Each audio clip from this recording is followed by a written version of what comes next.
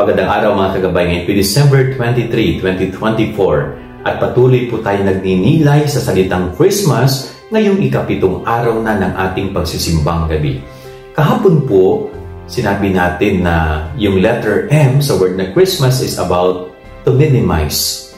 Ngayon naman po, ang letter A ay sumisimbolo ng pagiging authentic. Ano ba yung ibig sabihin ng authentic? Pagiging genuine, pagiging totoo. So napakaganda po na ugaliin natin bilang mga tao na maging totoo tayo at doon tayo palagi sa katotohanan. No? Ibig sabihin nun, huwag tayong fake, huwag tayong plastic, at huwag tayong nagkakalat ng anumang kasinungalingan, no? Para lamang umangat ang ating sarili.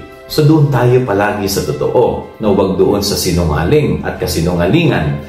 So yan po ay isang napakagandang katangian at ugali ng isang Katoliko Kristiyano, lalo na po ngayong magpapasko.